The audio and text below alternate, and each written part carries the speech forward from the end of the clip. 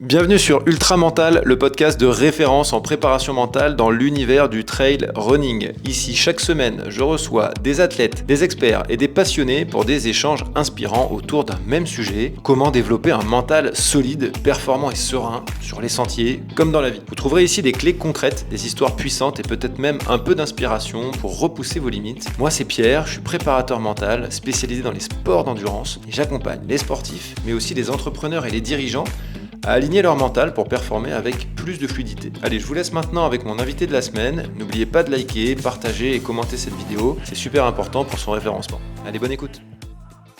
Allez, c'est parti, bienvenue dans ce nouvel épisode de la pause mentale, donc un épisode beaucoup plus court que ceux où j'interviewe des invités, un épisode à thème, et aujourd'hui j'ai choisi le thème de la respiration, et oui, la respiration qui est un outil majeur dans la préparation mentale. Et d'ailleurs, à ce sujet, vous pouvez toujours, si vous n'y êtes pas encore allé, aller dans la mini-formation que je vous mets en lien à peu près partout sur mon site internet et dans les liens de cet épisode. Donc, déjà, en fait, pourquoi la respiration est omniprésente?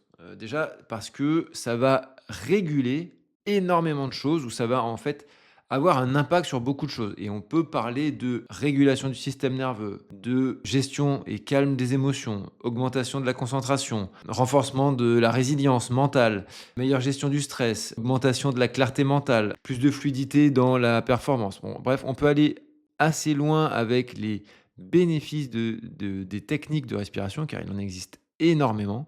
Je vais, dans cet épisode, vous expliquer pourquoi on l'utilise autant. Dans la capsule de la mini-formation sur la respiration, je reviens un peu plus en détail sur chaque thème avec des petits supports qui vont bien et des petits dessins pour bien comprendre. Alors, déjà, numéro 1, la respiration, c'est la seule porte d'entrée directe vers le système nerveux autonome. Comprenez bien, on a énormément de choses qui se passent de manière totalement autonome, si ce n'est la plupart des choses dans notre corps et dans notre esprit. La régulation thermique, l'homéostasie, évidemment, la digestion, la pousse des cheveux, de la barbe, etc., etc. Donc toutes ces choses qui sont régulées, c'est-à-dire toute notre évolution physique, physiologique est régulée de manière autonome, sans que nous ayons notre mot à dire là-dedans et sans que nous puissions intervenir surtout dans le process. Vous ne pouvez pas décider mentalement de stopper votre respiration. Vous ne pouvez pas décider de stopper votre régulation thermique. Tu vois. Vous voyez, ça se passe absolument normalement. Eh bien, la respiration est le seul outil qui vous permet de manière consciente de réguler le système nerveux autonome, et le système nerveux étant composé du système nerveux sympathique et du système nerveux parasympathique. On va le voir un peu plus tard. Je ne vais pas rentrer dans les détails ici, c'est pas l'objet.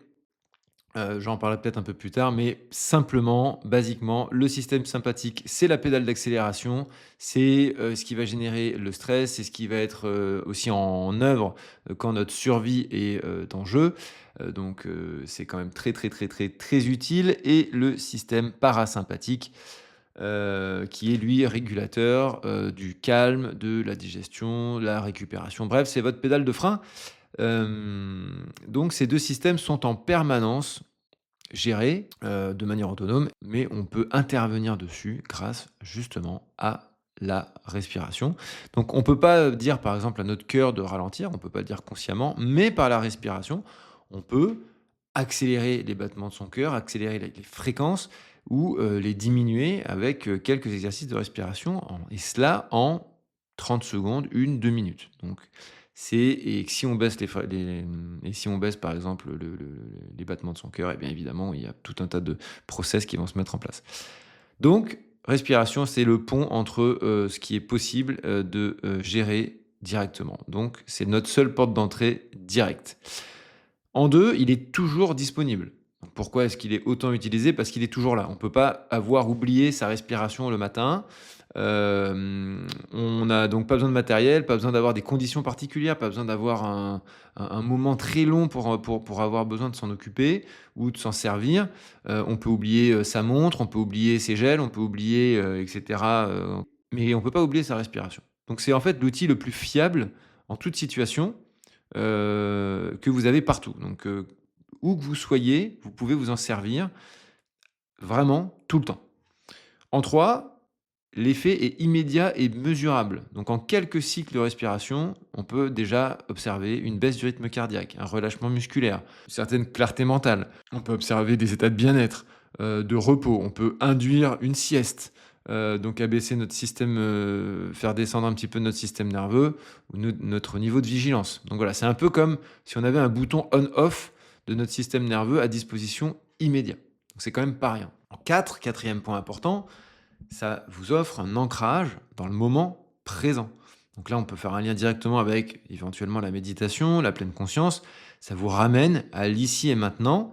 Ça a aussi pour effet de venir réguler un thème cher à la préparation mentale qui est le dialogue interne, ce qu'on se raconte quand on est dans nos activités. Est-ce qu'on a un dialogue interne positif, négatif? Est-ce qu'on rumine? Est-ce qu'on anticipe trop? Etc. etc. Donc ça permet de réguler cela de manière très, très, très notable. Et ce qui est intéressant, donc ça c'est en point numéro 5, c'est que c'est également un miroir de son état interne. Donc ça fonctionne dans les deux sens. On va essayer d'être très clair et rapide. D'une part, la respiration va refléter notre état interne. Donc voilà, si on est très stressé, en état de stress ou en état de choc, on va avoir une respiration rapide, assez haute, haute dans le sens, si on parle de respiration complète, hein, elle part du bas, ventrale, ensuite on peut remonter au centre, au milieu avec la respiration thoracique, et ensuite claviculaire. Donc vraiment quand on monte, monte, monte, monte, on remplit jusqu'à la gorge. Eh bien, quand on va être stressé et avec cette respiration très rapide, déjà les battements du cœur vont s'accélérer, la pupille va se dilater et on va avoir une respiration très haute, très, très thoracique, voire claviculaire. Et c'est pas pour rien, c'est une respiration qui est là pour quelque chose, pour déclencher des phénomènes dans notre corps pour pouvoir répondre à ce stimulus de stress qui a été perçu par l'organisme. Et de même sorte, si on est calme, on va plutôt avoir une respiration beaucoup plus lente, beaucoup plus profonde. Elle va peut-être plus descendre dans le ventre. On va parler de respiration abdominale ou de respiration ventrale. Et ça agit effectivement dans les deux sens, c'est-à-dire que on est dans un état et la respiration en est impactée, ou on décide du coup consciemment de changer et d'avoir une prise, de respirer de manière consciente d'une certaine manière pour modifier son état. Donc c'est et à la fois un état qui va générer un type de respiration différent, et consciemment, donc ça va être la partie autonome évidemment, et donc là consciemment on va pouvoir avoir cette clé d'entrée qui va, en changeant la respiration, modifier l'état. Donc c'est vraiment une boucle un peu bidirectionnelle, donc là c'est vraiment, on est sur la partie ultra puissante de la respiration. Et évidemment, une fois que je vous ai dit tout ça, c'est pour finir, c'est un outil de performance. C'est pas juste un outil de relaxation, c'est un outil de performance, c'est un outil de clarté mentale, c'est un outil de retour au présent, de recentrage, de reconcentration, de gestion du dialogue interne, etc. etc. On peut, grâce à ça, optimiser la gestion de ses pensées, la gestion de son effort, la gestion de sa récupération, de sa fatigue. On peut redescendre d'état un petit peu haut en activation si on sort je sais pas, par exemple, d'une séance le soir, hein, où on a un peu activé notre système nerveux, hein, si vous avez fait du fractionné ou un effort brutal un peu tard le soir, l'été, où il fait jour très très tard dans la journée, vous pouvez, avec quelques respirations et quelques minutes, faire redescendre le système pour justement aller mieux récupérer, mieux respirer, donc mieux récupérer, faire ralentir un petit peu, activer le système, donc on a vu parasympathique, pour pouvoir aller se reposer et avoir une récupération de qualité. Donc évidemment, c'est une porte d'entrée, la respiration, vers des techniques avancées, mais technique avancée ne veut pas dire technique compliquée. Il y en a des pas évidentes, hein, mais évidemment qu'on n'abordera pas en podcast, ça n'a aucun intérêt. Mais il y a des techniques plus avancées, et les techniques plus avancées et ultra simples, je vais vous en parler un peu plus tard dans la deuxième partie. Donc ce qui est intéressant de voir maintenant, c'est qu'évidemment on respire un nombre de fois incalculable dans la journée, hein. Bon, il y a une moyenne qui a été calculée d'environ 23 000 fois par jour de respiration. Ça fait environ 8 millions de respirations par an et 673 millions de fois dans une vie. Donc on respire beaucoup, heureusement, c'est ce qui nous permet de vivre, mais c'est ce qui va aussi réguler notre rythme cardiaque, notre tension artérielle, et tous ces paramètres qui sont archi déterminants dans notre équilibre personnel. On peut se dire, oui, ok, si je respire de manière plus consciente, qu'est-ce que ça va changer et quelle action je vais avoir sur ma respiration? Il y en a quand même pas mal, juste comme ça pour s'amuser. On peut citer, déjà, on peut accélérer ou ralentir son rythme respiratoire. Ça veut dire, je vais pouvoir respirer rapidement ou plus lentement. Donc, on a la main là-dessus. Je peux choisir également la profondeur de ma respiration, et de mon expiration et de mon inspiration. Donc, ça fait encore deux nouvelles choses. Je peux également choisir de retenir mon souffle. Je peux le retenir à l'inspire. Je peux le retenir après l'expire. Ça aura des effets encore différents sur mon système. Je peux contrôler le débit d'air que je vais inspirer ou expirer. Donc, je peux expirer de manière complète, de manière très légère, expirer de manière très fine, très forte. J'ai tout un tas de contrôles sur le débit de l'air que je vais inspirer donc ou expirer. Je peux moduler la force et la vitesse de cet inspire et de cet expire. Je peux inspirer de manière très forte, je peux expirer de manière très douce et vice-versa. Je peux marquer des pauses dans l'inspire, je peux marquer des pauses dans l'expire. Je peux solliciter différents muscles pour créer un mouvement ventilatoire, un mouvement respiratoire de manière complète, de manière correcte. C'est-à-dire que en fait, la respiration a impact de très nombreux muscles, dont le plus connu, le diaphragme, mais on va aussi avoir tous les muscles intercostaux. Enfin bref, c'est vraiment un champ de découverte, la respiration, qui est fantastique. Et d'ailleurs, je glisse comme ça que dans quelques épisodes, donc dans 1 ou 2 semaines, je vous proposerai l'interview d'un apnéiste qui a été 3 fois champion du monde d'apnée. Il s'appelle Morgan Bourkis, qui partagera avec nous justement tout son savoir-faire et toute son expérience de la gestion de la respiration. Les apnéistes étant un petit peu ce qui se fait de mieux dans la gestion de l'appareil respiratoire. Je peux vous citer pour terminer quelques techniques de respiration qui sont très connues et peu difficiles à mettre en place. La première, la reine des respirations, car la plus simple, la plus utilisée et qui a une efficacité évidemment redoutable, la cohérence cardiaque. La cohérence cardiaque, le fonctionnement est très simple. Ça va vraiment simultanément agir sur le rythme cardiaque, la régulation hormonale. On va harmoniser en fait le côté physique et émotionnel et surtout les deux systèmes, sympathique et parasympathique. De manière ultra simple, on va inspirer sur 5 secondes et expirer sur 5 secondes. Et ça pendant 5 minutes. Et en fait, il a été démontré, alors je crois que c'est vraiment la technique de respiration qui a été la plus étudiée scientifiquement, que sur appliquer ces 5 secondes d'inspire, 5 secondes d'expire pendant 5 minutes aura des bienfaits sur le système nerveux pendant 3 à 5 heures selon les individus. Le retour sur investissement est quand même assez intéressant. Et sous ça, évidemment, si on le pratique 3 fois par jour, donc on a compris qu'on a à peu près couvert notre journée Si vous voulez pratiquer, alors il est toujours préférable de pratiquer avant des collations, donc avant de passer à table, donc avant le petit déjeuner, avant le déjeuner et avant le dîner du soir. Et vous avez comme ça vos 3 séances. Ça mange pas de pain, ça coûte rien. Vous téléchargez des applis gratuites pour avoir un don qui fait que vous réglez sur 5 et c'est parti. Faites-le, les bénéfices sont énormes. Enfin, je dis faites-le parce que on peut juger que de ce qu'on fait. Donc voilà, effet immédiat entre l'avant et l'après en 5 minutes. Gestion meilleure et on va l'utiliser. Moi, je l'utilise vraiment tout le temps.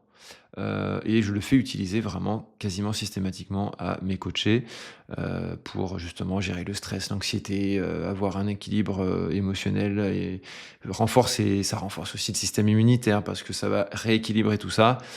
Ça peut augmenter aussi le tonus, etc., etc. Bon, vraiment, c'est très très long. Il y a la liste des bénéfices est très longue, je ne vais pas la citer.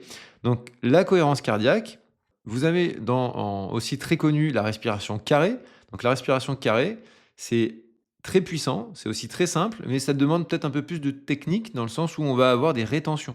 Donc, on va inspirer sur 4, alors ça peut se faire sur 3 hein, évidemment, mais inspirer sur 4 secondes, faire une rétention de souffle, donc poumon plein sur 4 secondes, expirer sur 4 secondes et une rétention de souffle, poumon vide cette fois, sur 4 secondes et le tout pendant 4-5 minutes. Donc ça, c'est très puissant parce que justement, et on va jouer sur autre chose, sur la tension artérielle, notamment sur la tolérance au CO2, parce que effectivement, on va avoir une rétention de souffle poumon plein, avec beaucoup d'O2, et une rétention de souffle poumon vide qui va améliorer justement cette tolérance au CO2 et qui va activer justement les effets sédatifs du CO2. Parce que le CO2 n'est pas un déchet, hein. C'est comme les lactates, ce ne sont pas que des déchets, ils ont une réelle utilité dans le corps. Et apprendre à justement les tolérer dans une certaine mesure apporte des bienfaits immédiats. Donc, respiration carrée. On a également la respiration phare pour vraiment, ça c'est la respiration phare pour réduire l'anxiété quand on est un peu trop haut en tension ou en activation nerveuse. C'est la respiration 4-7-8. Et comme son nom l'indique, cela consiste en une inspiration de 4 secondes, une rétention de souffle de 7 et une expiration sur 8. Et cela pendant 1 à 3 minutes. Et après, on peut retrouver une respiration normale. Et on peut faire des cycles un peu comme un fractionné. Une fois qu'on a repris une respiration normale pendant quelques minutes, refaire un cycle, etc. etc. Et le mouvement, évidemment, respiratoire, pour cela, doit être lent, sans à-coups. Et évidemment, tout ça permet de réduire l'anxiété. Très, très efficace, par exemple, pour ceux qui auraient des soucis à l'endormissement et maîtriser les excès de colère ou voilà, justement, quand on a vraiment le système nerveux très, très, très activé. Je vous en ai cité 3, ces 3 majeurs. Il y en a d'autres, hein. Le Nadi Sodhana, ça a des noms évidemment qui font penser à des consonances hindoues.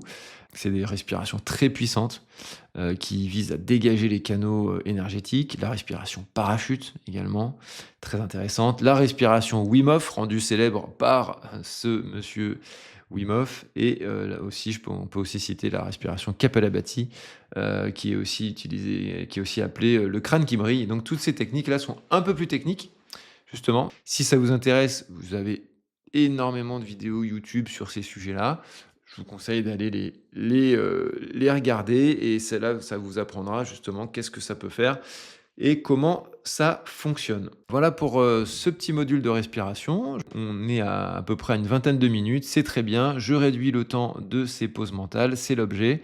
C'est un exercice pour moi que de faire un peu plus court. Le but ultime étant d'être entre 10 et 15 minutes.